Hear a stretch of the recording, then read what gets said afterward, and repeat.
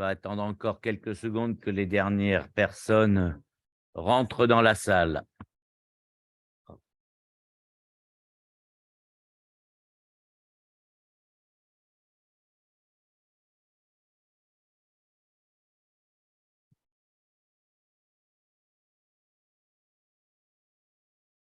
Hmm.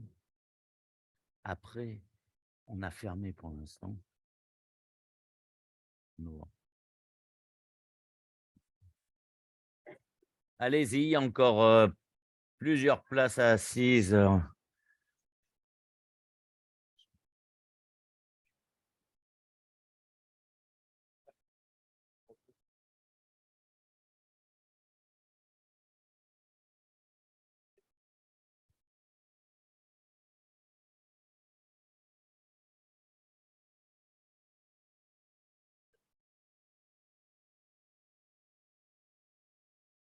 Bien, ben on va démarrer. Donc, bonsoir à tous, bienvenue à l'Élysée Biarritz.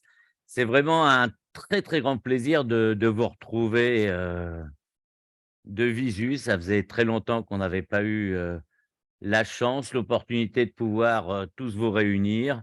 Et c'est un plaisir, je pense, partagé par déjà l'ensemble des équipes du GERS et de CGDIM. Mais également, c'est un grand plaisir parce que pour la première fois pour nous au niveau du GERS, ce soir sont présents dans la salle l'ensemble des acteurs un peu de la chaîne de distribution pharmaceutique. Il y a bien entendu beaucoup de fabricants qui sont présents, mais pas que. Les grossistes répartiteurs sont également présents. Il y a également des dépositaires, il y a des pharmaciens d'officine et on a aussi un pharmacien hospitalier dans la salle. Donc l'ensemble de la chaîne est représenté. Donc pour nous, c'est aussi important et une marque de reconnaissance de ce que le GERS peut apporter à chacun des acteurs. Alors le programme de cette réunion est très dense. Donc, vous le voyez ici. Donc, Nicolas Giraud, président du GIE Gers, vous présentera un peu les vœux, bien sûr, du Gers. Donc, je le laisserai le faire. Et surtout, un peu ce qui s'est passé, les points clés pour le GIE. Ensuite, David Cyr vous présentera la santé dans tous ses états avec un certain nombre de données sur à la fois la médecine, la pharmacie. Ensuite, on fera un bilan du marché pharmaceutique détaillé. Tout d'abord du médicament, donc que je vous présenterai juste après son intervention. Donc, vous voyez tous les thèmes qui seront abordés. Et ensuite, il reviendra pour vous présenter le marché officinal hors médicaments remboursables, pour savoir également ce qu'il s'est passé en 2022 au niveau de l'officine. Et puis, bien sûr, on aura les perspectives pour 2023, ce à quoi on peut s'attendre en termes de croissance de marché et autres. Et on terminera par une conclusion extrêmement rapide. Et surtout, on se retrouvera tout de suite après pour un cocktail dînatoire, donc dans les salons du bas où vous avez eu l'occasion déjà de prendre un verre. Donc tout de suite, je laisse la parole à Nicolas Giraud, président du GIE Gers.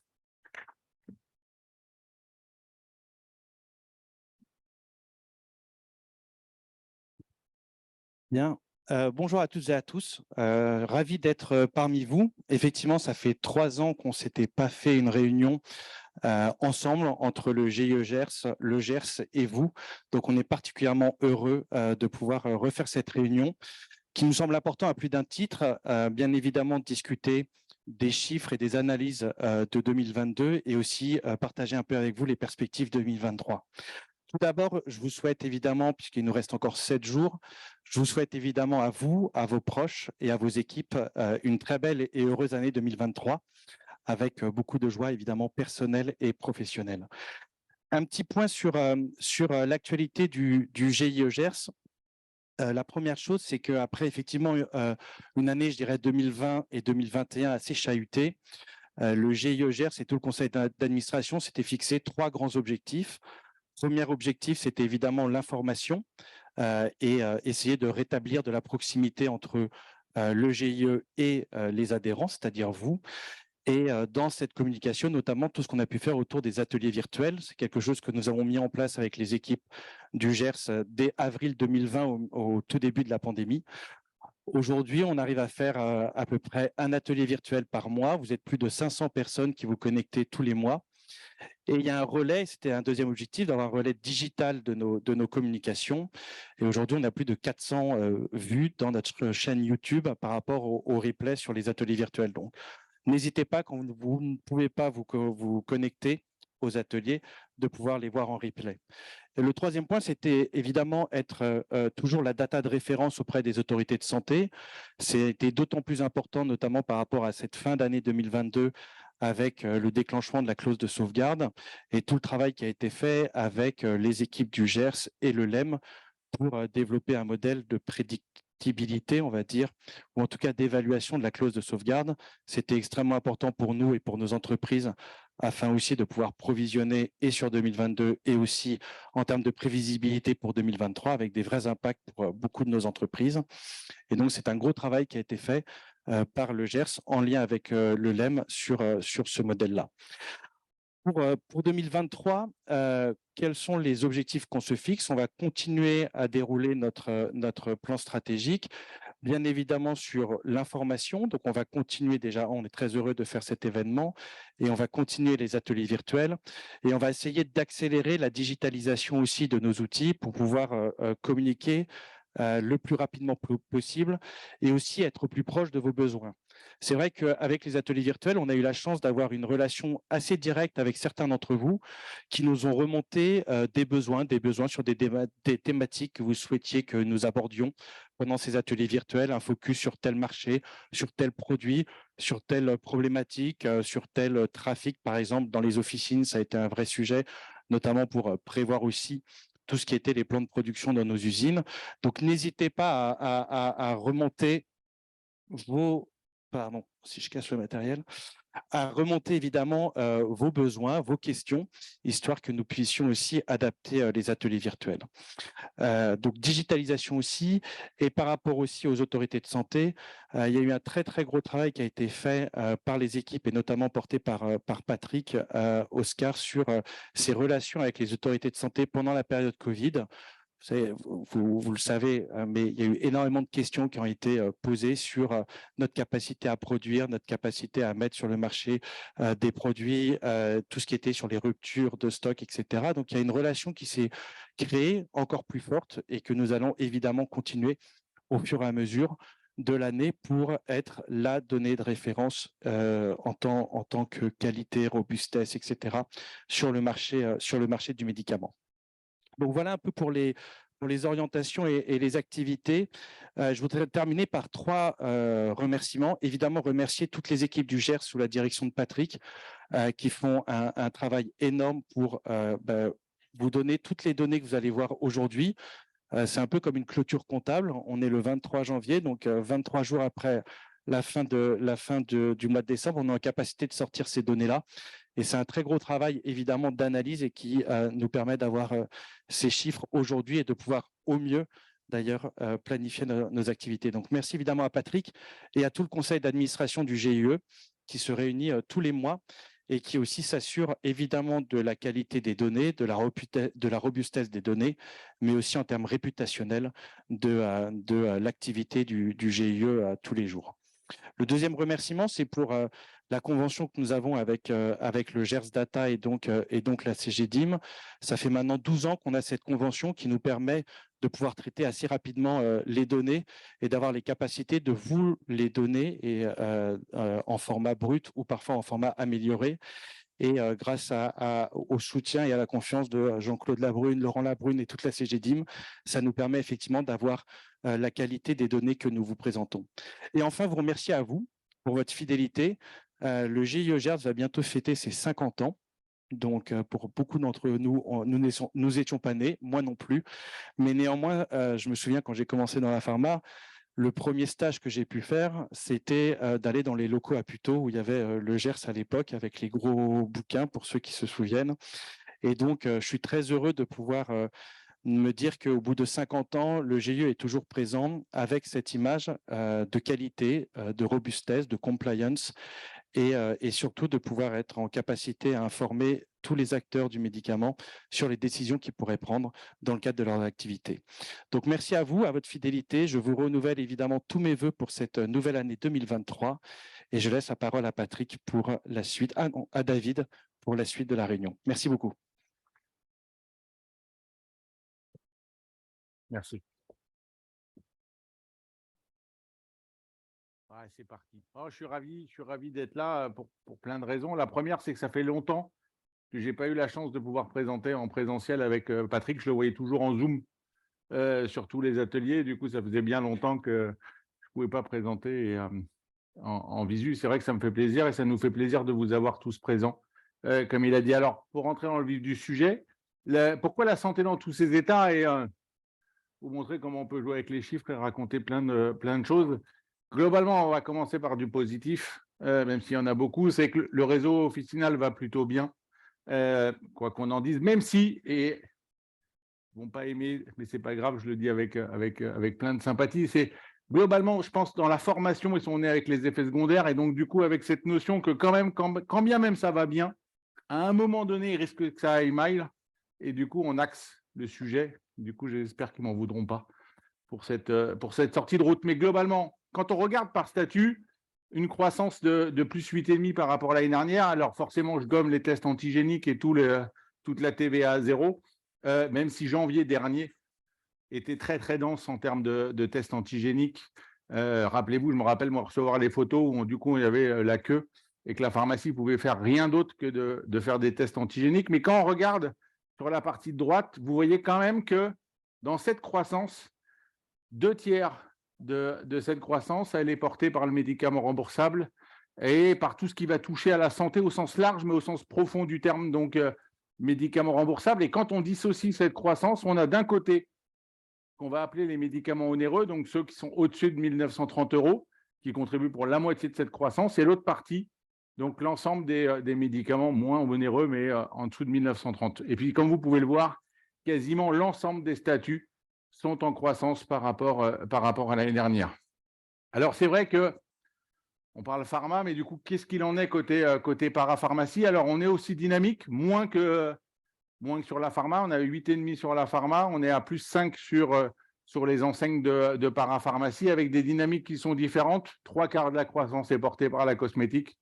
Dites-vous bien, je pense, on le verra tout à l'heure sur la santé familiale et sur la dermo. 2022 est quand même un strike en termes de saisonnalité. On le voit, 3/4 de la croissance est portée par le statut cosmétique et 1/4 par les compléments alimentaires sur les enseignes de para. Et puis, ce qu'évoquait tout à l'heure Nicolas en introduction, cette interactivité, quand j'ai commencé avec Patrick à sortir les chiffres sur 2022, j'en ai qui m'ont dit « Ok, mais et le vétérinaire dans tout ça ?»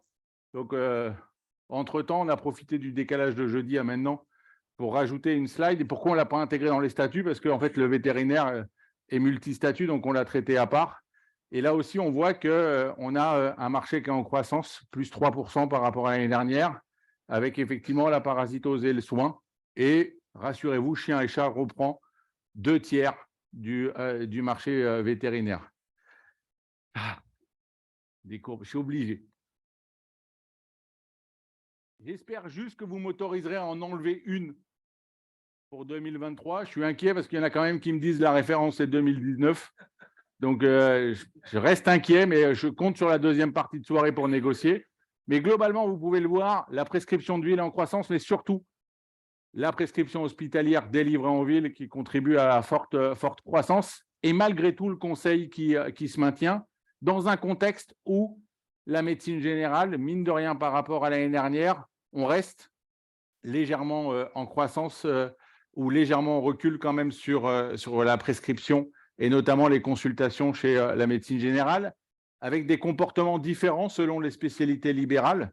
Et là, effectivement, on le suit à travers l'Observatoire SIN de l'ensemble des 9 spécialités de ville. Et là, vous pouvez le voir, on a des comportements qui sont différents, qui montrent bien que, mine de rien, on commence à avoir, allez, je vais être utopique, mais du travailler ensemble, de qu'est-ce que chacun, dans ses rôles et ses missions, va pouvoir prendre en compte et prendre en charge. Alors, c'est vrai qu'on est légèrement positif chez consultation chez le neurologue, on est en recul chez le pneumo, chez le cardio, chez le gastro et l'endocrino. Et c'est vrai que, mine de rien, ces variations vont montrer, à un moment donné, ce besoin de prise en charge autrement, et on reviendra tout à l'heure sur la téléconsultation. L'autre élément, c'est la croissance, ou plutôt côté exponentiel des médicaments très chers, au-dessus de 1 930 €. Pourquoi 1 930 pour tous ceux qui suivent moins? C'est qu'effectivement, par rapport à ces médicaments-là, la marge pour le réseau officinal est stable. Et ce que vous pouvez voir, c'est qu'en 2017, ça représentait 1 milliard d'euros, et c'est quasiment, à la fin de l'année 2022, presque 5 milliards d'euros. C'est à peine 0,08% de la délivrance de médicaments remboursables de prescription obligatoire, et c'est déjà 22% du chiffre d'affaires. Juste pour vous ayez pourquoi ça a un impact sur le moral du réseau officinal et de la pharmacie, c'est que, dites-vous bien, quand vous intégrez la marge à la boîte sur les médicaments moins de 1 930 €, on glisse de 22% de marge à 21%. Mais par contre, sur les médicaments au-dessus de 1 930 €, on est à 2,3%. Et quand vous faites la somme des deux, vous avez une marge qui est à 18%. Je vous laisse imaginer la tête de l'expert comptable, sans caricature aucune, qui va voir sa pharmacie, qui va lui dire: tu as fait plus de chiffres, c'est bien. Par contre, ton taux de marge sur le médicament, elle n'est pas bonne. Et là-dessus, quand vous rajoutez les honoraires particuliers, vous rajoutez 5% de marge. Donc, globalement, on tourne toujours sur le médicament de moins de 1 930 €, 26-27% de marge. Par contre, le poids exponentiel des médicaments chers fait baisser le taux de marge. Alors, la répartition, là aussi, nous a dit: OK, mais 1 930, c'est bien, mais nous, c'est en dessous et c'est au-dessus de 468,97 €. Là-dessus, il n'y a plus de marge pour la répartition, et c'est pour vous montrer pourquoi ils sont tendus aussi dans la livraison de ces médicaments-là. Et ça change aussi dans leur quotidien, pour la simple raison, c'est que de plus en plus, 41% du chiffre d'affaires du réseau officinal, c'est la délivrance de médicaments qui livrent ponctuellement. C'est 0,5% de toute la délivrance de médicaments, et c'est déjà quasiment la moitié du chiffre d'affaires du médicament remboursable. Alors, l'autre élément, c'est de se dire: OK, pathologie aiguë, pathologie chronique. C'est simple, ou plutôt c'est compliqué. Le chronique, c'est 3/4 du chiffre d'affaires. Et là-dessus, j'ai enlevé les médicaments chers. 2/3, 3/4 du chiffre d'affaires fait dans le réseau officinal, c'est du chronique. C'est du passage tous les mois, tous les trimestres dans la pharmacie. L'aigu, c'est effectivement du ponctuel. C'est, mine de rien, 3/4 du passage en pharmacie, mais par contre, ça n'est que 1/3 du chiffre d'affaires. L'enjeu, c'est l'équilibre entre les deux. Et on le voit dans toutes les nouvelles missions, ça sera de trouver l'équilibre entre gérer le quotidien, et on va le voir notamment dans la partie de Patrick, que ce n'est pas si simple que ça, et pour autant gérer l'observance et la persistance au traitement. Le top de 2022, en termes de dynamique, les vaccins, les antalgiques, et du coup on va en parler pour tout à l'heure, et la pénicilline. Et effectivement, on va le voir, l'enjeu, c'est qu'effectivement les marchés sont très très rapides, à la hausse ou à la baisse. Tout à l'heure, ce qu'évoquait Nicolas en introduction, cette digitalisation de l'info et le fait qu'elle va très très vite et qu'elle devient très vite une poudrière, c'est que l'ensemble des infos, plus elles vont vite, plus tout le monde a envie d'en acheter, et plus ça met l'ensemble de la chaîne de production et de délivrance sous tension. Alors c'est vrai que pourquoi 2022 est particulier aussi, c'est qu'on a eu dans l'année 2 grippes. Pourquoi 2 grippes? C'est qu'on a eu, si vous regardez la petite bosse de 2022, on a eu une grippe. Entre vous et moi, elle est magique cette année. Pourquoi elle était magique en 2022? C'est que janvier, février, mars, on a eu de la pathologie hivernale de manière très forte, et on a eu la grippe qui est arrivée au mois d'avril. Ça faisait, je crois, 12 ou 13 ans qu'on n'avait pas eu la grippe aussi tardivement. Et deuxième effet, c'est qu'on l'a eu en plus en fin d'année, plutôt de manière précoce. Vous voyez bien, le pic est arrivé en fin d'année 2022. Donc globalement, les deux pics de l'année sont tombés sur la même année, ce qui a mis aussi toute la chaîne du médicament sous tension. Tout ça pour dire quoi? L'analyse par taux de TVA, c'est mort. C'est mort parce que tout à l'heure, Je vous le disais sur le 2,1 avec le taux de marge qui baisse, le 5,5 c'est pareil. Pourquoi? Parce que dans le 5,5, vous avez certes les compléments alimentaires, mais vous avez aussi les dispositifs médicaux LPPR, notamment nutrition orale, diabète, compression aussi. Ça veut dire quoi? Ça veut dire qu'à un moment donné, s'ils achètent plus cher et qu'ils vendent toujours au même prix, le taux de marge baisse aussi. Donc, je vous laisse imaginer, quand je prenais mon image tout à l'heure, l'expert comptable qui dit ton chiffre d'affaires, il est bien, il est en croissance, bravo. Par contre, ta marge, ton taux de marge sur le 2,1, il baisse, pas bien. Ton taux de marge sur le 5,5, il baisse, pas bien. Allez, ton taux de marge sur le 10, il se maintient. Allez, soyons positifs. Et ton taux de marge sur le 20, il baisse aussi parce que j'ai des DM remboursables, même punition. Donc, ça veut dire que derrière, j'ai ma masse salariale qui monte dans la pharmacie et en plus de ça, j'ai l'augmentation de l'électricité.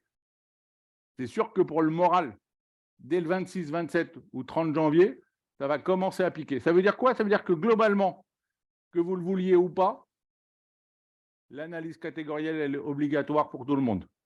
Sinon, clairement, les marges de progression pour la marge, pour tout le réseau officinal jusqu'à l'industriel, ça ne marchera pas. Et tout ça, quand même, ça a rentré sur 2/3 de la croissance. Tu peux venir, Patrick, je meuble en attendant. 2/3 de la croissance, elle est portée par le médicament remboursable et c'est pour ça que du coup, j'ai la chance et le plaisir. C'était bien, moi je t'écoutais. Tiens, je te laisse la zapette. Merci. Alors effectivement, donc on a le médicament remboursable. Donc David vous en a déjà un tout petit peu, un tout petit peu effleuré le sujet. Donc en fait, on va démarrer tout de suite par l'évolution du chiffre d'affaires régulé sur l'année 2022. Alors, on a fait une analyse avant et après reversement. En fait, donc c'est le tableau. Donc, on est dans un marché aujourd'hui qui est hyper régulé. Or, de quoi parle-t-on? On a le marché remboursable ville, on a la rétrocession, on a la liste en sus et on a les médicaments en accès dérogatoire à l'hôpital.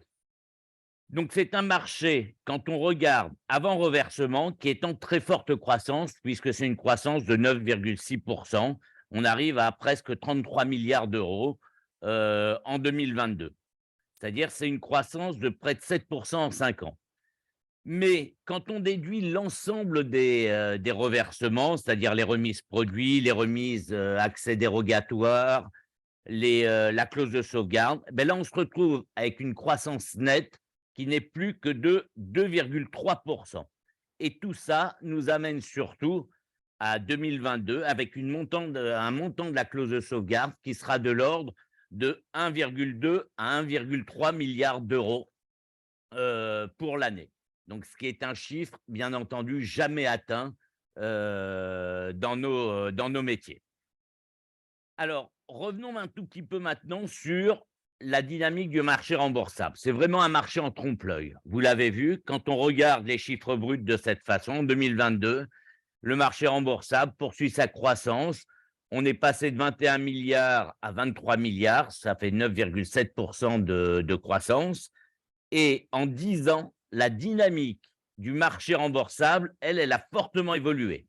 Avant 2016, on avait un marché qui était en décroissance. En 2016-2017, globalement, il y avait une stabilité. Et depuis 2018 jusqu'à aujourd'hui, on a eu une croissance du marché naturel. Ensuite, en 2021, on a eu la période post-crise Covid avec également une croissance. Et en 2022, une forte croissance, et là, essentiellement sous l'impulsion des nouveaux produits et des produits de sortie de réserve hospitalière. Alors, quelles sont les classes dans le marché remboursable qui ont un peu qui ont tiré cette croissance? On voit qu'on a un poids très important des classes qui comprennent des médicaments de spécialité. C'est l'oncologie, c'est les inhibiteurs de l'interleukine, c'est les hormones cytostatiques, c'est les produits de la fibrose kystique. Et ils sont principalement prescrits par l'hôpital. En revanche, ce que l'on peut voir, c'est qu'en 9e position, on a une classe de primaire care qui sont les analgésiques non narcotiques antipyrétiques, donc le paracétamol, qui affiche quand même encore une croissance. Et vous voyez que ces 10 classes sont toutes avec des croissances plus ou moins fortes, mais certaines avec, on voit les autres produits du système nerveux central avec des croissances de 120%, 70% pour d'autres classes et ainsi de suite. Alors, voyons maintenant les contributeurs à cette croissance. Si on décompose un tout petit peu, les contributeurs à la croissance et à la décroissance. Les 5 premières classes qui contribuent à la croissance, ces 5 classes rapportent plus d'1 milliard d'euros, 1,86 milliard. Vous avez la N07X, vous avez la R07B, la fibrose kystique, les inhibiteurs de l'interleukine, les antinéoplasiques inhibiteurs de la protéine kinase. Je sais que David aime bien quand j'énonce tous ces produits. Et enfin, les produits de la coagulation sanguine. En revanche, les 5 classes qui contribuent à la décroissance, elles contribuent à la décroissance pour 113 millions de baisse. Donc, vous voyez un gap extrêmement favorable aux classes en croissance. Et là, on retrouve les produits de la sclérose en plaques, des anti-ulcéreux, les antidiabétiques inhibiteurs du DPP4, les anti-agrégants plaquettaires et les antiviraux de l'hépatite. Alors, en ce qui concerne ces baisses, du moins ces classes qui sont en décroissance, il y a eu essentiellement des baisses de prix en 2022, des génériques également, notamment on prend Gilenya, Tecfidera pour les produits de la sclérose en plaques. Il y a eu des baisses de prix pour les IPP, des génériques pour Januvia, et des baisses de prix pour les antiagrégants plaquettaires, duoplavine et pour Cardégique, et enfin des baisses de volume pour Epclusa et Mavirette. Donc, vous voyez qu'on a eu un peu tous les cas de figure sur ces classes-là. Le top 10 des laboratoires en 2022, donc 3 laboratoires affichent une très forte croissance. Il s'agit de Pfizer, d'AstraZeneca et surtout de Vertex, qui a une croissance extrêmement forte et une progression très forte sur le marché. Après, tous les autres laboratoires dans ce top 10 se situent avec des croissances aux alentours de 10%. Le top 10 des produits remboursables en ville, on retrouve pour les 2 premières places les mêmes produits qu'en 2021, on les retrouve en 2022. Tous les 2 bénéficient d'une très forte croissance. Il s'agit d'Eliquis et Elea. Et ensuite, on retrouve d'autres produits qui à des rangs différents et des nouveaux entrants, Vyndaqel et Kaftrio, qui ont fortement progressé sur cette année 2022. Et encore à noter la très belle performance du Doliprane, qui est toujours à la 9e place du classement des produits. Quand on regarde maintenant l'impact des sorties de réserve hospitalière et des nouveaux produits sur le saline en officine, on voit que ces nouveaux produits, ces sorties de réserve hospitalière, représentent 5,7% du marché remboursable. Mais ce sont eux qui affichent la plus forte croissance. Vous voyez, 542% pour les sorties de réserve hospitalière, 250% pour les nouveaux produits et 5% pour les autres produits remboursables, donc hors nouveaux produits et SRH. En revanche, en valeur absolue, bien sûr, ils sont nettement moins nombreux et le poids est un peu moins important, mais cela donne des évolutions extrêmement fortes pour ces produits. Alors, voyons maintenant ce qui s'est passé au niveau des génériques et des biosimilaires.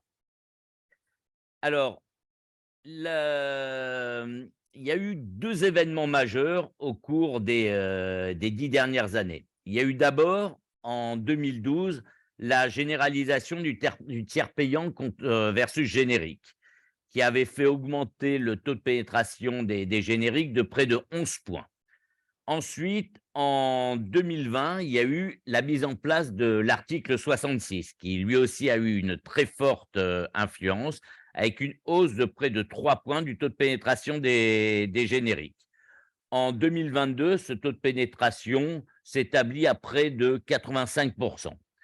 Et l'année 2022, elle a été marquée surtout par des tombées de brevets importantes. Il y a eu Zytiga qui a perdu son brevet, Tecfidera, la somatudine, Zeplion, Gilenya, pour ne parler que des principaux.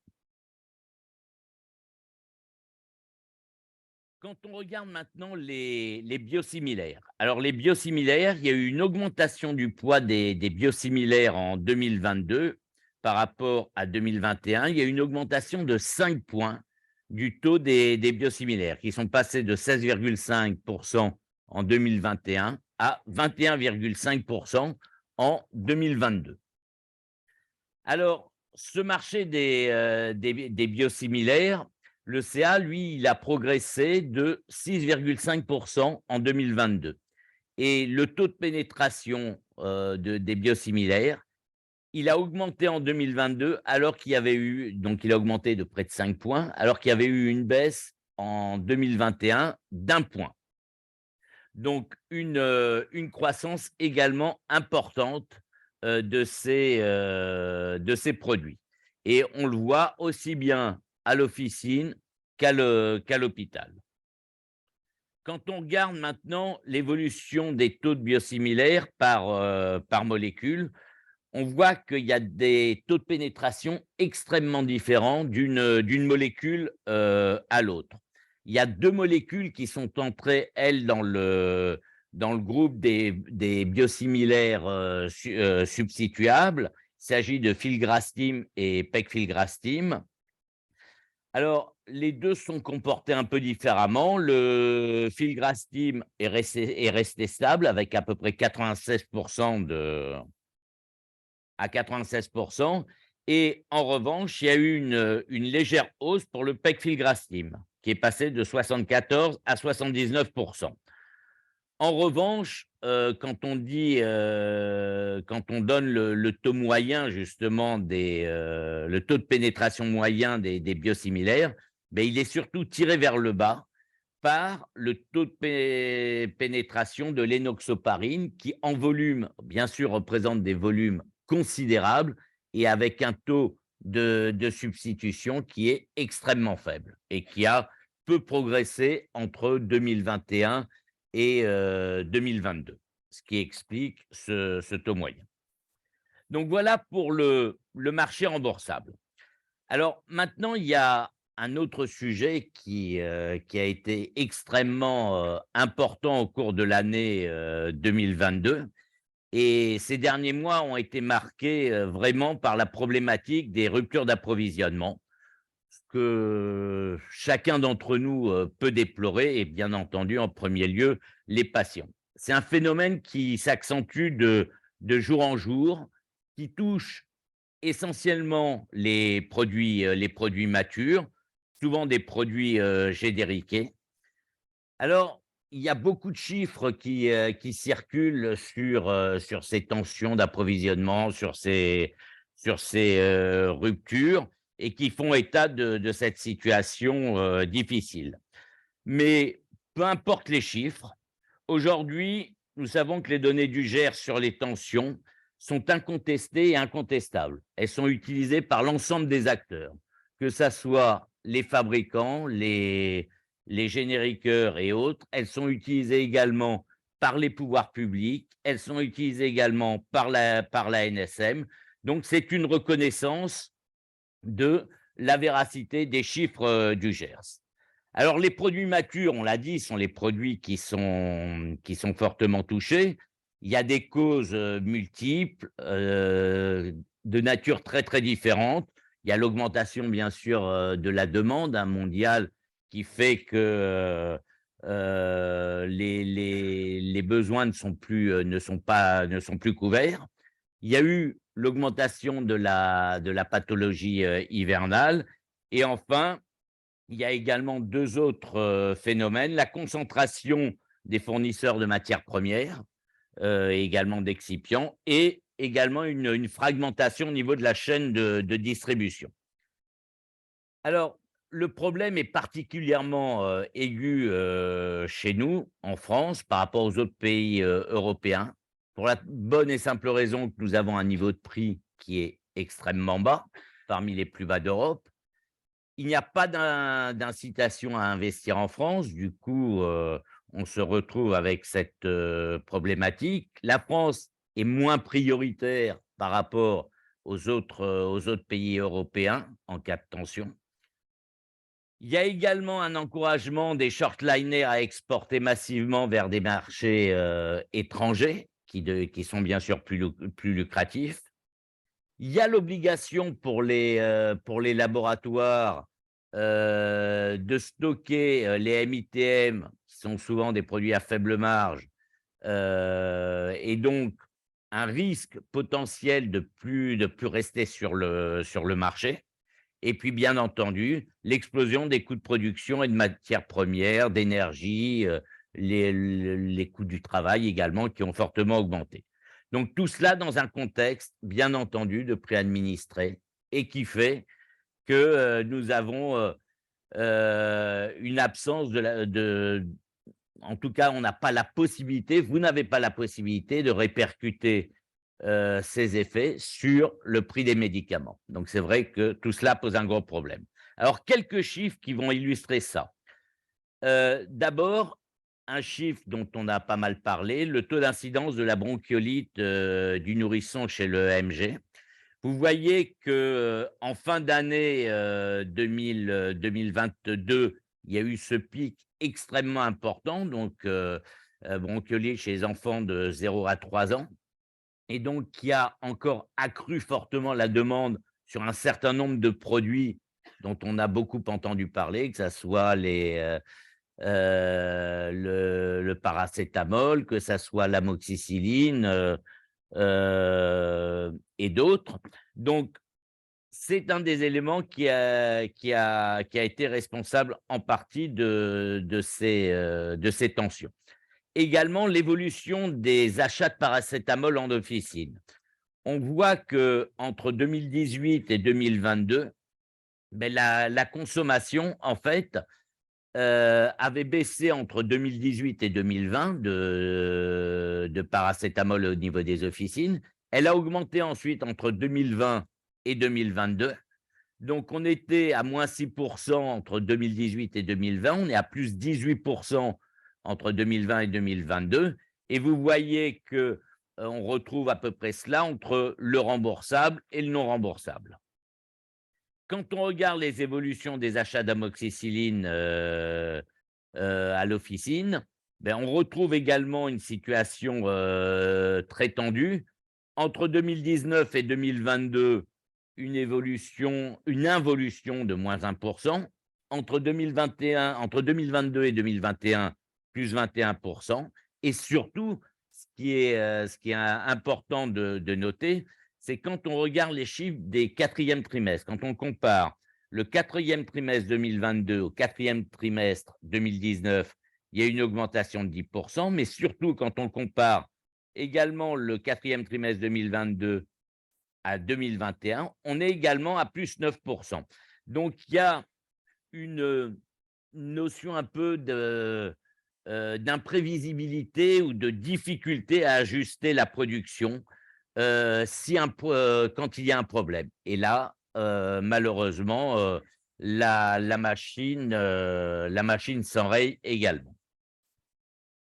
Donc, au niveau des ruptures, globalement, on va passer à celui-ci. Au niveau des ruptures, donc ce que vous pouvez voir, c'est qu'aujourd'hui, on est à 1200 présentations qui sont aujourd'hui en tension d'approvisionnement. Quand on sépare, ce qui est intéressant, c'est de regarder les tensions au niveau du répertoire et celles hors du répertoire. Et au sein de chacune de ces catégories, de regarder celles qui concernent par rapport le taux de rupture par rapport au total du médicament remboursable, on est à près de 10% sur le répertoire. Et quand on regarde le taux de rupture pour les produits sans équivalent thérapeutique, on est à 0,1%, donc nettement plus faible. Hors répertoire, on est à 13,3% par rapport au total des médicaments hors répertoire, et on est à 1,1% pour les produits sans équivalent thérapeutique.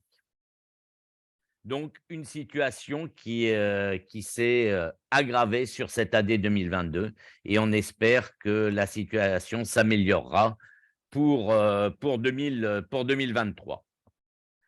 Le marché hospitalier. Alors, le marché hospitalier, c'est un marché qui est encore dynamique, même si sa croissance a ralenti en 2022.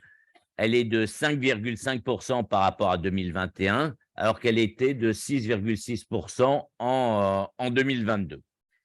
Quand on regarde le top 10 des produits hospitaliers, on voit que Keytruda reste en première position.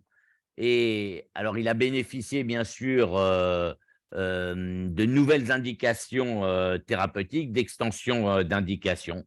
Puis vous voyez ensuite les autres classements, on ne va pas les reprendre. Un seul produit parmi les 10 premiers est en involution au cours de l'année 2022. Il s'agit de Ocrevus. Pardon? Vous voyez, vous n'avez pas vu? Ah, il manque une slide. Alors, désolé, cette slide a disparu de la présentation, mais vous pouvez me faire confiance sur les chiffres. Alors, attendez, je vais voir. Ah ben, c'était celle-ci. Elles étaient inversées. En fait, elles étaient inversées. Donc, vous voyez donc les chiffres, Keytruda qui reste premier produit à l'hôpital. Et ensuite, vous avez donc l'ensemble des autres produits. Ensuite, ce que je vous ai présenté du coup rapidement, je crois qu'il va falloir que j'aille en arrière. Non. Ça, je vous l'ai présenté. Hop. Voilà. Et donc là, les classes en croissance et en décroissance pour l'hôpital. Donc, pour la même, un peu comme en ville, vous avez eu les 5 premières classes ont contribué pour plus d'1 milliard d'euros de croissance et on retrouve la L01G avec les antinéoplasiques anticorps monoclonaux. Ensuite, avec une très forte croissance, les autres antinéoplasiques, la L01X, et on retrouve après les antinéoplasiques inhibiteurs de la protéine kinase à plus de 59%, les immunosuppresseurs et les immunoglobulines qui, elles, ont bénéficié, c'est la seule classe qui a été dans cette situation, qui ont bénéficié en 2021 de hausse de prix fin 2021. Les 5 classes qui contribuent à la décroissance pèsent pour moins 370 millions et il y a une classe principalement qui sont les antinéoplasiques, la L01K. Les autres classes, comme la N07X, a aussi une baisse importante. C'est essentiellement pour les antinéoplasiques, c'était Revlimid qui a été génériqué, donc avec une énorme chute de ses ventes. En ce qui concerne les autres classes, la N07X, c'est des produits de sortie de réserve hospitalière, donc avec une baisse. Et pour les 2 dernières classes, les anti-TNF et les produits de l'HTA pulmonaire, il s'agit essentiellement de baisse des ventes. Les 10 laboratoires, le top 10 des laboratoires en 2022, donc 2 laboratoires affichent une très, très forte croissance. Il s'agit de MSD et de Janssen qui, les 2 affichent des croissances à plus de 20%. Bon, d'autres laboratoires, bien sûr, ont une forte croissance, mais d'autres sont, on a un marché qui est beaucoup plus hétérogène par rapport à la ville, où dans les 10 premiers, tout le monde était à hauteur à minima de l'évolution du marché, voire au-dessus. À l'hôpital, on a des disparités beaucoup plus importantes. Faisons maintenant un zoom sur les baisses de prix.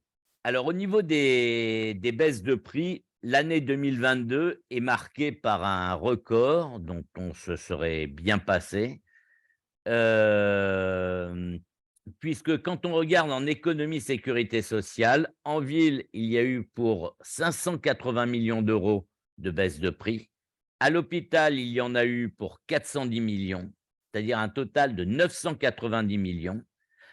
Quand on rapporte ça c'est en prix brut, quand on rapporte ça en prix net, on arrive à 871 millions, soit un rendement de 106% pour ces baisses de prix, puisque l'objectif de la loi de finances 2022 était de 825 millions. Donc 6% de plus au niveau du rendement des baisses de prix. Donc une surexécution de ces baisses de prix de 46 millions. Quand on regarde maintenant ce qui s'est passé au niveau de ces baisses de prix entre les effets report et les variations liées aux baisses de prix de l'année.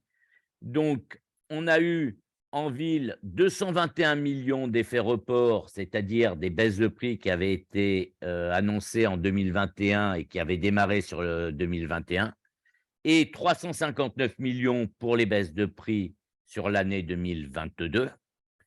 Pour l'hôpital, il y a eu peu d'effets report avec 42 millions et surtout les baisses de prix pour l'année 2022.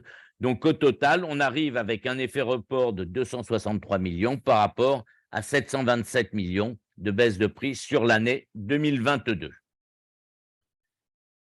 Les principales classes qui ont été impactées en ville, ce sont les produits de la fibrose kystique qui ont eu 46 millions de baisse de prix, les anti-TNF 40 millions, 41 millions, les antagonistes de l'hormone cytostatique 40 millions, et c'est lié aussi à la générication de Zytiga en septembre 2022.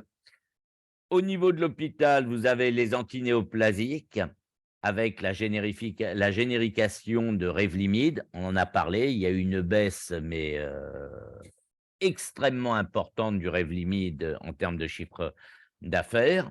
Et ensuite, vous avez les antinéoplasiques antimétaboliques, également les antinéoplasiques anticorps monoclonaux PD-1, PD-L1. Au niveau des économies pour les baisses de prix pour 2023. Les baisses de prix 2022 auront un effet report déjà connu, puisque c'est des baisses de prix qui ont été annoncées en 2022, qui se prolongeront pour une partie en 2023. Donc, on sait déjà qu'il y aura 116 millions de baisses de prix en ville. Pour l'instant, mais peu de choses sont connues sur les baisses de prix pour 2023, les nouvelles annonces. On n'en connaît que pour 25 millions. À l'hôpital, également un effet report extrêmement important, 103 millions, je vous rappelle qu'il était beaucoup plus bas l'an dernier, et simplement moins de 2 millions de connus. Donc, ça veut dire que l'on a déjà 219 millions d'effets report prévus pour 2023, ce qui est énorme en termes d'effets report, en attendant, bien entendu, les futures annonces de baisse de prix auxquelles vous allez être malheureusement confrontés. Donc voilà pour les baisses de prix. Alors, la loi de finances 2023, on va essayer d'être assez rapide et assez concis. Vous avez reçu la synthèse que nous vous avions envoyée. Donc, cette loi de finances 2023, elle marque un peu une rupture. Il y avait eu plusieurs années, on va dire, de construction concernant la politique conventionnelle, mais les années 2022 et la loi de finances 2023 marquent vraiment un arrêt dans la situation de la politique conventionnelle. Aujourd'hui, le système de régulation économique, il est basé sur des baisses de prix, on le voit, hein, il y en a en permanence, et sur une fiscalité également au niveau du secteur qui est extrêmement forte. On l'a vu précédemment, il y a eu une explosion de la clause de sauvegarde, hein, on parle de 1,3 milliard, 1,4 milliard pour 2022. Et donc, ce montant de cette clause de sauvegarde, ça gomme toute la croissance du secteur. On est quasiment revenu à la période de la maîtrise comptable du médicament, ce qui pose bien sûr un problème d'attractivité pour la France, hein, en termes de recherche, en termes d'investissement de production, en termes d'emploi, d'accès à l'innovation et autres. Donc, Ce qui est important de noter, c'est que dans cette loi de finances 2023, un effort d'économie de 1,5 milliard sera demandé, contre 1,250 milliard en 2022. Il y a 1,1 milliard qui va peser sur le médicament, 900 millions à travers des baisses de prix. On voit qu'il y en a déjà 220 qui sont automatiquement récupérés au travers des effets report. Alors, dans ces 900 millions, la part du médicament, la part du DM n'est pas encore très claire. Il y aura, qui avait été annoncé par la DSS, ils annonçaient 200 millions de clauses de sauvegarde en provision. On sait tout à fait que le montant de cette clause de sauvegarde sera à une hauteur très largement dépassée. Il y a un effort qui a été demandé également aux professionnels de santé à hauteur de 250 millions pour la biologie et 150 millions pour l'imagerie. Alors, quelles sont les principales mesures concernant le médicament? Donc, une des problématiques, c'est que l'Ondam 2022 a été sous-estimé. Il y a eu une sous-estimation du marché. Il y a eu une sous-estimation des reversements des laboratoires de près de 900 millions, donc ce qui est énorme. Et ce qui donne en termes de clause de sauvegarde, en gros, 2021, on est sur 650-700 millions d'euros de clause de sauvegarde. 2022, 1,3 milliard, 1,4 milliard. Et 2023, on peut s'attendre à 2,2 milliards de clauses de sauvegarde. Alors, les principales mesures, très rapidement, vous les connaissez. Donc, l'article 18, c'est le montant M pour 2023. C'est ce que je vous ai expliqué à l'instant. Donc, on a une base 2021 qui n'était pas officielle, une base 2022 qui était estimée à 24 milliards, alors qu'en réel, on est déjà à 26 milliards. Donc, ça pose déjà un gros problème à ce niveau-là. Également dans l'article 18, la répartition de la clause de sauvegarde qui va être répartie à hauteur de 70% sur le chiffre d'affaires et à hauteur de 30% sur l'évolution du chiffre d'affaires de l'entreprise, uniquement au prorata du CA avant 2023. Également dans l'article 18, un plafond de la clause de sauvegarde pour 2023 uniquement, qui est indexé sur le chiffre d'affaires régulé net de remise. Donc, c'est le périmètre de la clause de sauvegarde. L'article 19, lui, c'est un rapport sur l'état et les perspectives de la régulation du secteur pharmaceutique. Donc, c'est le gouvernement qui s'engage à rendre un rapport avant juillet 2023.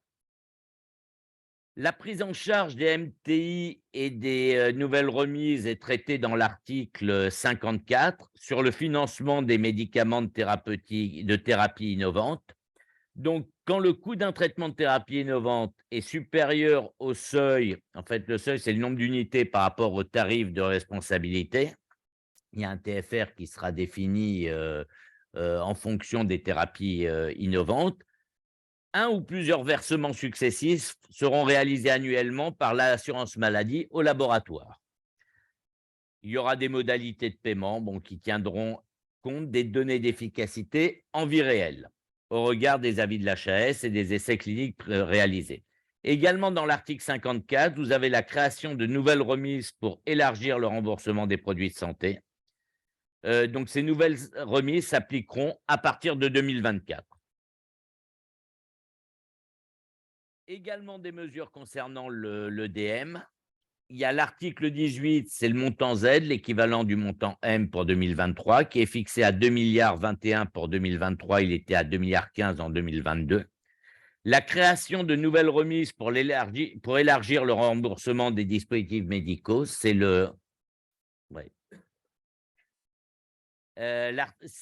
pendant de l'article sur les médicaments. Dont je vous ai parlé pour les thérapies innovantes, c'est le même principe.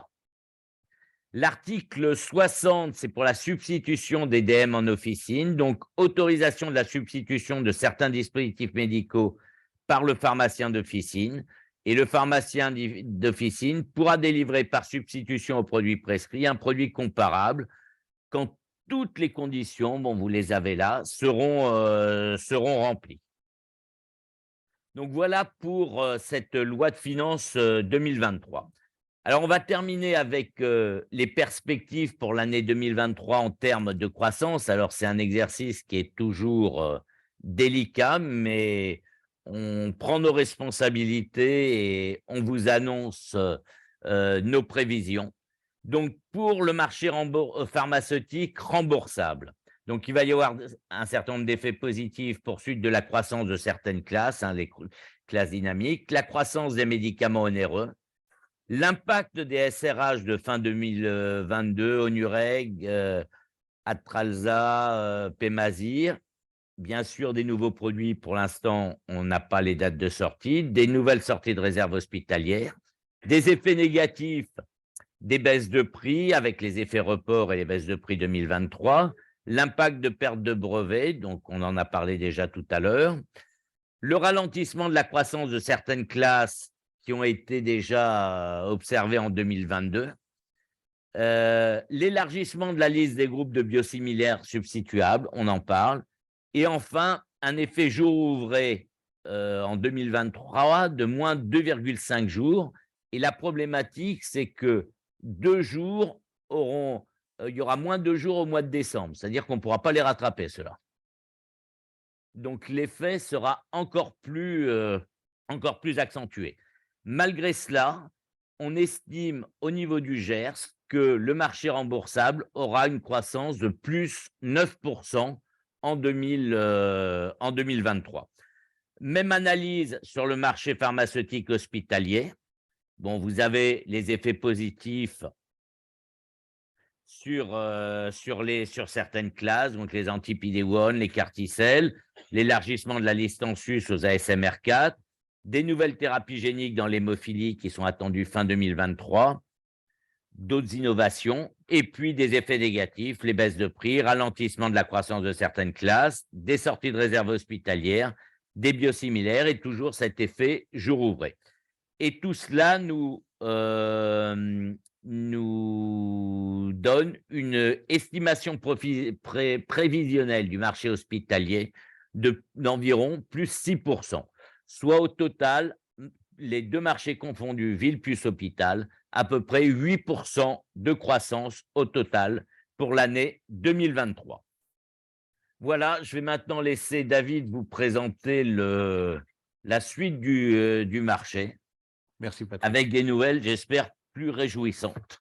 Non, mais en fait, moi, je retiens 2 choses. La première, c'est 2 jours de congé en plus et demi. Du coup, j'arrondirai à 3 jours, c'est la bonne nouvelle.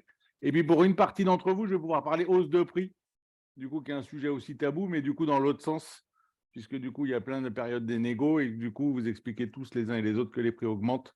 Du coup, vous comprendrez aisément que pour le GERS aussi, on est obligé d'augmenter les prix.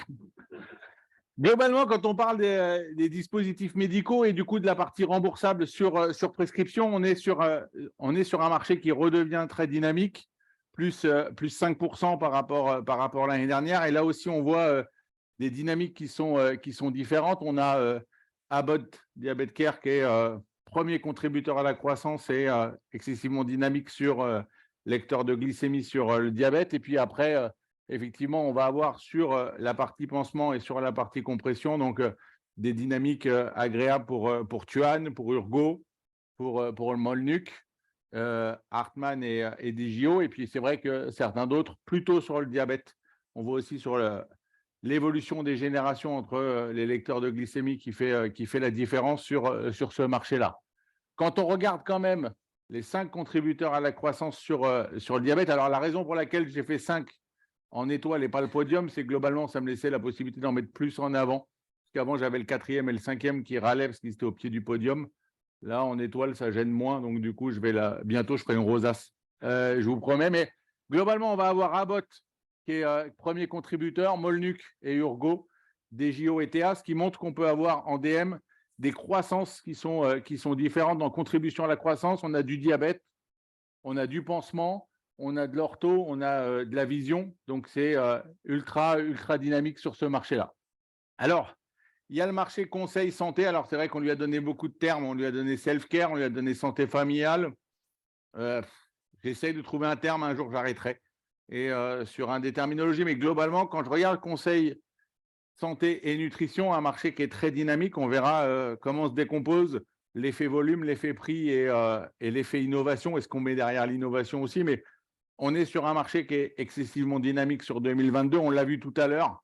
Clairement, on peut dire une chose, la pâteau, on a eu quand on voulait. On a eu aussi le solaire et le moustique globalement dans toutes les régions de France. Je sais qu'il y en a qui viennent de Normandie pour cette présentation, même chez eux. Pour que vous ayez une idée, il a fait beau tout l'été, de juin, juillet, août, même septembre, voire même certains se baignaient et trouvaient que l'eau était bonne. On est sur un marché qui dépasse les 5,4 milliards, 5,5 milliards bientôt. Là aussi, la bonne nouvelle qui fait que les présentations sont agréables, tout le monde est positif en contribution, même il y en a qui sont légèrement quand on regarde le top 20. Pour autant, là, on est vraiment sur le conseil officinal.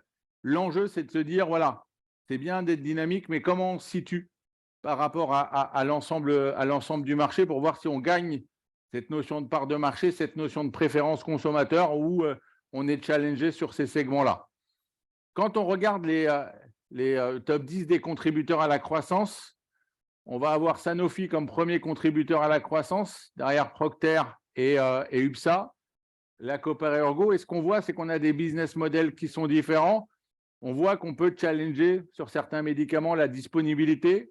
On voit que ça a permis aussi la croissance des uns et des autres. Et après, on va avoir aussi des pure players compléments alimentaires comme Pilège, comme Avocat. On va avoir Chauvin qui finira à un moment aussi par travailler avec le GERT, mais globalement, qui reste contributeur à la croissance, ainsi que Reckitt et Johnson & Johnson. Ce qu'on voit, c'est qu'à un moment quand même, dans le réseau officinal, au regard de tous les travaux qui sont faits ces derniers mois, on a quand même à un moment donné un linéaire qui n'est pas extensible. Et donc, du coup, c'est de se dire qu'est-ce que je vais mettre en avant dans ce linéaire. Et quand on regarde l'évolution des parts de marché, on a un effet un peu sablier, on va dire silhouette agréable, mais globalement, on va avoir le top 10 qui gagne des parts de marché, on a un ventre mou qui souffre, et après, on a des nouveaux, des challengers qui arrivent et qui créent du dynamisme, et puis une queue de comète qui souffre. Et l'enjeu de cette évolution, c'est de se dire, voilà, où est-ce qu'on se situe et qu'est-ce qui va faire que la pharmacie, elle va me pousser dans mes retranchements et créer de la valeur. Alors, quand on regarde le top 10 des contributeurs à la croissance, ce que vous pouvez souligner, c'est le top 5 qui est également celui de l'Automède, c'est-à-dire le conseil du médicament dans l'officine et la convivialité ou des mots divers ou ce que vous voulez, la proximité qui fait qu'on se fait la bise les uns les autres et que globalement, les gestes barrières, on les a laissés de l'autre côté. Et on voit bien qu'on a mal de gorge, douleur et la toux, le rhume, mais également tonus et sommeil. Et après, sur les contributeurs à la décroissance, c'est ma faute. Je reconnais, vous le savez bien, ça fait plusieurs fois que je le dis, mais vraiment, j'ai arrêté les produits minceurs, hein, du coup, le marché a dévissé. Alors, innovation, on ne va pas se mentir, j'ai une lâcheté qui est remarquable. Innovation est considérée comme toute nouvelle ref. Un nouveau goût, innovation. Un nouveau packaging, innovation. À l'autre 2, innovation. Enfin, bref, vous avez compris. Tout, il faut bien, il faut bien être lâche. Donc, globalement, quand on regarde quand même la santé familiale, c'est un effet volume. Mine de rien, l'effet prix contribue à 11% de la croissance. On est vraiment dans le conseil santé et le poids de l'innovation, c'est 25%. L'autre sujet, c'est cette notion un peu d'inflation et qu'est-ce que paye le consommateur au final dans ses choix. Ce qu'on voit, c'est que sur cette santé conseil, sur cette santé familiale, quand vous regardez 2020 versus 2021, on avait une inflation qui était en report sur des produits différents, des références différentes. Pour autant, en 2022, vous pouvez le voir sur la fin de la courbe, l'inflation, elle est importante. Alors, c'est les effets d'échelle. On a 1 point d'inflation payé par le consommateur. L'enjeu, et vous l'avez bien compris par rapport à ce que j'évoquais tout à l'heure, c'est qu'est-ce qui va en rester en termes de marge pour le réseau officinal. L'enjeu, c'est effectivement comment les uns et les autres acceptent de pouvoir faire évoluer le prix public pour que du coup, il soit acceptable par le consommateur et le patient et pour autant qu'il génère suffisamment de marge pour le pharmacien. L'automédication, conseil, donc médicaments sur conseil du pharmacien. Bon, l'année, elle est agréable. Ça ne veut pas dire qu'elle est simple à produire, mais globalement, elle fonctionne plutôt bien. Gros contributeur à la croissance. Il y a quelques laboratoires qui souffrent. Mais là aussi, la lecture, elle est trouble. C'est pour ça que l'analyse catégorielle, elle est clé. Pourquoi elle est clé? Parce que vous pouvez avoir un laboratoire qui est en décroissance sur l'automédication, non pas parce qu'il recule sur le médicament, mais parce qu'il a fait un choix de, comment on pourrait dire, de diversifier son offre d'un statut médicament à un statut complément alimentaire. Et l'enjeu va être là, c'est quand je parle de santé familiale au sens large du terme, c'est multistatut. Et ça veut dire qu'il va falloir arrêter de raisonner par taux de TVA parce que sinon, globalement, vous commettez une erreur. Un, côté prix hors taxe, puisque du coup, vous avez des taux de TVA qui sont différents, mais également dans le choix stratégique des pharmacies et des industriels. Le top 5 des contributeurs à la croissance, vous pouvez regarder très peu de contributions à la décroissance. Et là, c'est vraiment ce que j'évoquais tout à l'heure dans le top 5, c'est toute la convivialité, tout le partage des microbes. Fonctionne très, très bien. Un zoom sur les compléments alimentaires. Là aussi, un marché qui est très porteur, 17% de croissance. C'est très, très bien avec un changement dans le tiercé de tête, puisque du coup, Pilège repasse devant Arco et Procter en troisième position. Et là aussi, vous voyez les différences de part de marché entre les uns et les autres. Mais surtout, quand vous regardez le top 5 des contributeurs à la croissance, ou même le top 10, vous avez vraiment des stratégies industrielles qui sont diverses et variées. Vous allez avoir des laboratoires qui vont choisir des distributions numériques beaucoup plus sélectives. Le nombre de points de vente va être plus limité, typiquement un NHCO, un Avocat, un AVA, et d'autres qui vont être très généralistes au sens positif du terme, comme Procter, comme Pilège, comme Arco. Et c'est vrai que par rapport à ça, on voit vraiment des stratégies se dégager. Pour autant, tout cela sont des forts contributeurs à la croissance du marché des compléments alimentaires.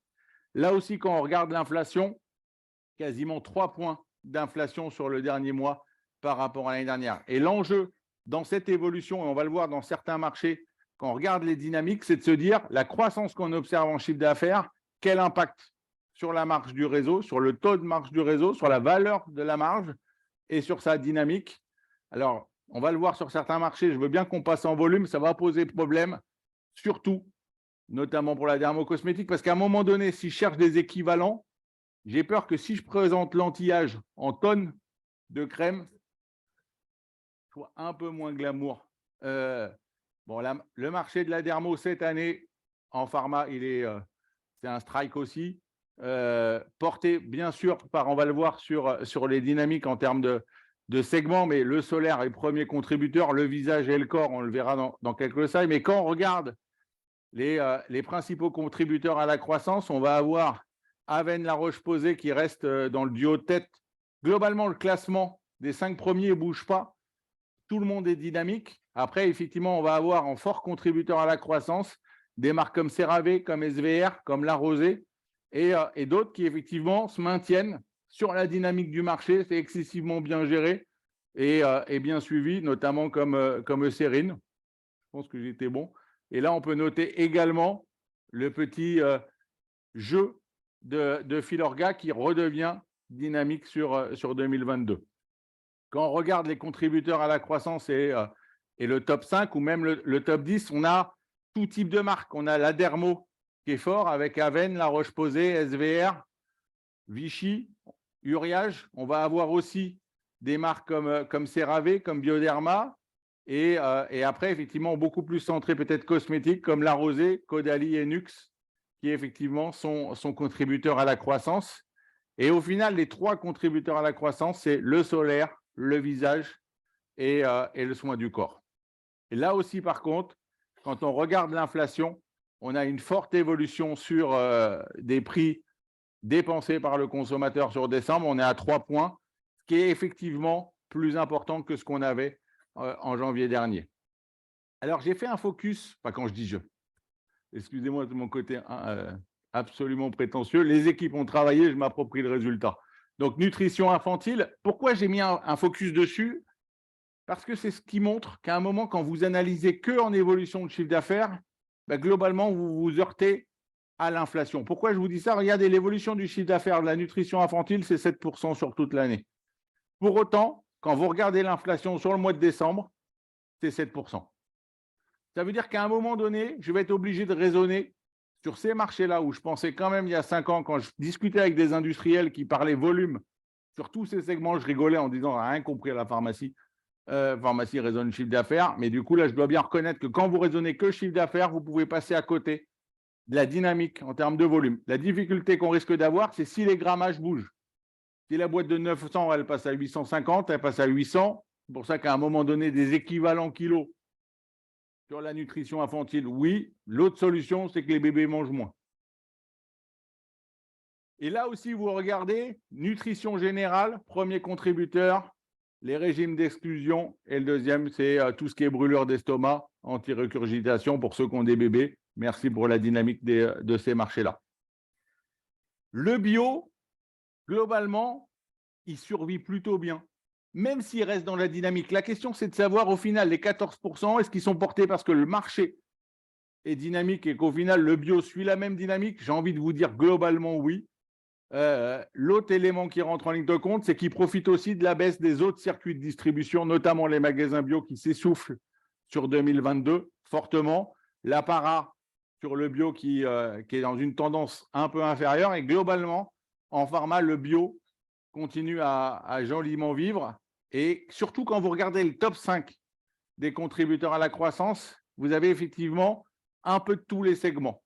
Vous allez avoir Pranarome, plutôt aromathérapie, premier contributeur à la croissance du bio. Vous allez avoir Pierre Fabre sur du complément alimentaire bio qui porte la croissance et un peu d'aroma. Arco sur toute la reformulation des compléments alimentaires sur du bio. MKL sur la partie hygiène qui est effectivement centrée bio et la gémothérapie avec Herbalgem. Et globalement, dans le top 5, vous avez effectivement ce qui est dynamique, ça couvre à la fois de l'aroma, des compléments alimentaires et de la dermocosmétique. Et après, vous avez HNH, c'est plutôt du lait, Biostim, qui est sixième, GSK sur la reformulation d'une partie de ses produits, ERSA, Patika en dermocosmétique et Furtera. Et donc, c'est cette combinatoire qui fait que le bio fonctionne bien. On ne va pas acheter forcément du bio parce que c'est du bio, mais parce que ça répond en fonction du besoin.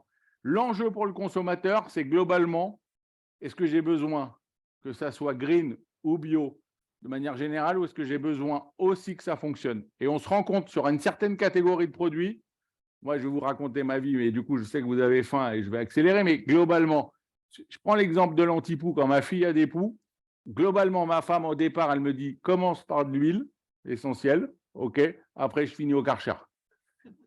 Et globalement, on le voit, il y a certaines promesses, on a besoin que ça marche et que ça soit efficace et que ça va passer et ça sera privilégié au regard de la composition. Et dans d'autres cas, c'est de se dire, si je parle d'abord bio et après efficacité, dans le commun des mortels, on considérera que je suis moins efficace que ceux qui parlent d'abord efficacité avant de parler bio ou green.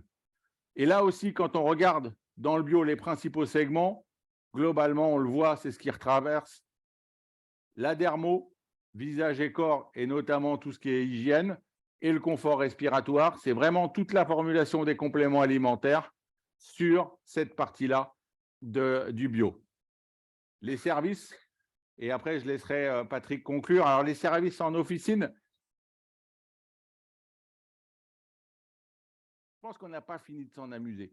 Le premier point, il y a une chose qui est sûre, et on essaye de voir avec Patrick comment on peut faire, c'est que je pense que si on arrive à mettre la data en rupture, on arrivera à la vendre plus cher. Et quand vous regardez en vaccination grippe, 2020, le début de la vaccination grippe a commencé par « il n'y aura pas assez de vaccins pour tout le monde ». Vous regardez, c'est la courbe qui monte en couleur rouge. Typiquement, ça a marché. Dès la première semaine de l'ouverture de la vaccination, c'est tombé en rupture. Les autres années, 2021-2022, ça a commencé par la grippe sera forte, mais on a ce qu'il faut. Et on est dans un pays qui est magique, on reporte. Comme les reporting. On attend toujours la deadline pour commencer à le faire. Et là, vous pouvez le voir. Ce qui a sauvé les vacances de Noël pour le réseau officinal, c'est que la vaccination grippe, elle arrivait tardivement. Vous voyez sur la courbe. Globalement, à date, on couvre 2/3 en couverture sur les plus de 65 ans. Dans cette cible-là, un peu moins de la moitié de la vaccination a été faite par l'officine. Pour autant, ce qui a vraiment changé, ce n'est pas de se dire aujourd'hui, en 2017, quand la question était est-ce que la pharmacie, elle a envie de faire de la vaccination ou est-ce que c'est pertinent de faire de la vaccination? Dites-vous bien, est-ce que c'est pertinent? La réponse, elle était oui. Est-ce que tu vas le faire? La réponse, elle était globalement pas tout à fait oui. Pour autant, 5 ans plus tard, à peu près, ça a tout changé. Aujourd'hui, la question pour le réseau officinal, ce n'est pas de dire est-ce que je vais en faire ou pas? Je vais le faire. La moitié de la vaccination grippe, aujourd'hui, elle est faite par le réseau officinal. Et la question, elle ne se pose plus de est-ce que je vais le faire ou pas? C'est comment je vais m'organiser pour le faire. Parce que le consommateur s'attend à ce que la pharmacie fasse de la vaccination et fasse les nouveaux services. Quand on parle nouveaux services, on va forcément parler digital, on va parler téléconsulte. Tout le monde a rêvé. Nous les premiers. Mars 2020, explosion de la téléconsultation, on s'est dit ça y est, c'est parti. Ski. Pour ceux qui reviennent du ski de ce week-end, la neige était bonne, il y avait du soleil. On voit bien, la téléconsultation aujourd'hui, c'est même pas 2% de la vaccination chez les médecins généralistes. Et quand je regarde l'ensemble des spécialités, la seule spécialité qui s'est bien fait à la téléconsultation, c'est le psychiatre. Sinon, pour le reste, je vous cache tout ce que je peux penser par rapport à ça, notamment comment j'ai envisagé de passer ma belle-mère directement sur le psy, mais ça, c'était une aparté. Quand on regarde les principaux motifs de la téléconsultation aujourd'hui, premier Covid, et ensuite, effectivement, vous voyez l'ensemble des indications qui sont prises en charge en téléconsultation. L'enjeu de demain, c'est de se dire comment j'arrive à faire percevoir côté médecin et côté patient que la consultation à distance a la même valeur en termes de prise en charge que le présentiel. Pour petite histoire, si je rajoute une indication, c'est l'asthme derrière. Ça veut dire que sur les pathologies chroniques, l'enjeu, c'est de se dire comment j'équilibre entre présentiel et distanciel. Et quand on regarde ce que ça donne dans le réseau officinal, en se disant, au final, le lieu propice à la fois ouvert, disponible, dans lequel je peux avoir un accompagnement pour de la consultation à distance, c'est le réseau officinal. 2021, 8% des pharmacies faisaient de la téléconsulte. 2022, on passe à 16%. En termes de profil d'âge, on est plutôt sur des profils plus jeunes par rapport à l'ordonnance, ce qui permet aussi au réseau officinal de capter, dans le contexte de ces déserts médicaux, justement la capacité à avoir une patientèle plus jeune. Bon, dites-vous bien, les 0,4 ans, c'est mort pour la téléconsulte. Dès que le premier, surtout quand c'est le premier, il a de la fièvre, c'est minimum l'hôpital. Alors après, par contre, c'est vrai que ça fonctionne bien sur la téléconsultation. En termes de métriques, si vous preniez ceux qu'on font le plus, les 25% des pharmacies qu'on font le plus, 2021, c'était quasiment une tous les 2 jours. Aujourd'hui, c'est une tous les jours. Donc, ça montre bien que petit à petit, la pharmacie devient un pivot dans la prise en charge du patient au sens global du terme. Alors, c'est vrai que ce n'est pas uniforme sur tout le pays. Quand je mets en miroir la France en termes de répartition d'ordonnances versus téléconsultation, moi qui suis mauvais en géographie, globalement, vous avez le Nord qui fonctionne bien et après les deux qui sont soulignés en vert. Pareil, quand on parle courbe de concentration sur les bilans partagés de médication, aujourd'hui, on est au tout début. L'enjeu derrière, c'est effectivement comment j'arrive dans un contexte compliqué en termes de timing, de mission, de travail, de recrutement, à mettre ces nouvelles missions. À date, 8,5% des pharmacies ont fait au moins un bilan partagé de médication ou un entretien pharmaceutique sur 2022. C'était similaire, ce qu'on avait, c'était 6% en 2021. Donc, c'est tout doucement. Surtout quand on regarde derrière, ça veut dire quoi? En termes des honoraires de service, c'est aujourd'hui 0,8% de la marge pour le pharmacien en plus. Donc, on est vraiment au tout début de qu'est-ce que ça m'apporte dans l'accompagnement de mon patient, concrètement, de mettre en place ces nouvelles missions. Parce qu'en fait, au final, on est confronté à 2 concepts qui sont aujourd'hui le quotidien du réseau officinal. C'est une double balance. Le premier, c'est j'ai pas le temps. J'ai vraiment trop de travail, ou du moins, ce qui me prend du temps, j'arrive pas à en dégager pour faire autre chose. Mais au final, ce que ça laisse supposer derrière, c'est comment faire.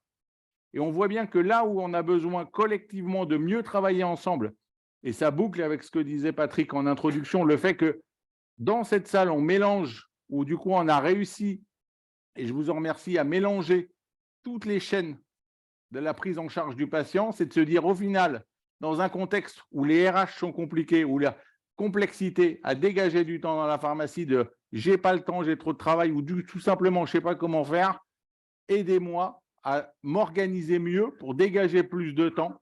Et c'est vrai que par rapport à ça, je suis sûr que collectivement, on a de quoi solutionner l'ensemble de ce BINS.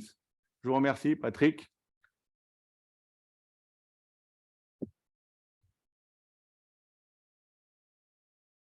Bien, ben on arrive donc à la fin de cette réunion. Tout d'abord, ben, je voudrais vous remercier tous ben, d'être venus très nombreux à cette réunion, ce bilan. On espère que 2023 nous redonnera l'opportunité de nous réunir ensemble. Je remercie aussi toutes les équipes du GERS parce que avec David, on a pu vous présenter tous ces chiffres, mais on n'aurait pas pu le faire sans toute la masse de travail qui a été fait par toutes les équipes. Donc, un grand merci à eux tous.